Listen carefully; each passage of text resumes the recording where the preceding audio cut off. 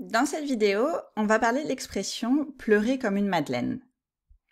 Récemment, j'ai proposé un quiz sur Instagram avec une photo de mon chat allongé sur mon bureau et j'avais proposé cette petite question. Comme elle squatte mon bureau et ne veut apparemment pas que je travaille aujourd'hui et que j'ai l'énergie d'une huître, j'ai décidé de squatter le canapé, j'ai regardé un film et j'ai pleuré comme une fontaine, comme une madeleine, comme une rivière, comme un tuyau. Alors, j'ai oublié de prendre une capture d'écran des résultats, mais il y avait beaucoup plus de mauvaises réponses que de bonnes réponses. Il y avait beaucoup de réponses, en fait, à cette question. Et je crois, si je me souviens bien, en fait, que fontaine et rivière étaient les deux réponses les plus choisies. Tuyau était très peu choisi et Madeleine, juste par quelques personnes. Enfin, il y avait quand même pas mal de personnes qui avaient choisi Madeleine, mais beaucoup moins que fontaine et rivière. Et aussi dans les personnes qui avaient fait le mauvais choix, il y avait certains de mes élèves. J'ai fait une petite enquête après, j'ai demandé à plusieurs personnes que je connais et dont je sais que le niveau de français est très élevé. Et je me suis rendu compte qu'en fait, tout le monde ne connaissait pas cette expression. Donc je me suis dit qu'on allait en parler parce que c'est une expression qu'on utilise vraiment beaucoup en français. Alors, pour celles et ceux que ça intéresse, on va voir d'où vient cette expression. Ok, c'est pas obligatoire de savoir d'où viennent les expressions pour bien les utiliser, mais comme un de mes étudiants m'a fait remarquer que cette expression n'avait aucune logique parce que les madeleines ça pleurait pas, parce qu'évidemment il pensait aux petits gâteaux, sachez que ça n'a rien à voir avec les madeleines que l'on mange. C'est en fait une référence biblique.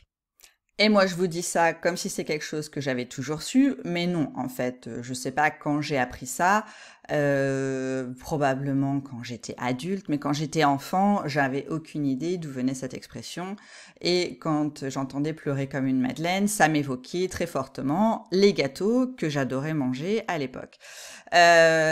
Donc, ça vient de la Bible, et ça fait référence, donc, à Marie-Madeleine, qui était une ancienne prostituée ou travailleuse du sexe, comme on dirait aujourd'hui, et qui un jour s'est présentée à Jésus et lui a avoué tous ses péchés en pleurant à chaudes larmes. Elle pleurait, elle pleurait, elle pleurait.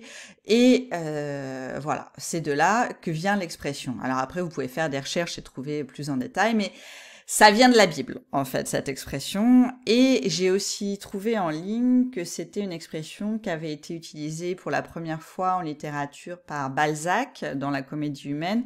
Alors, j'ai pas été vérifiée, hein, j'ai vu ça dans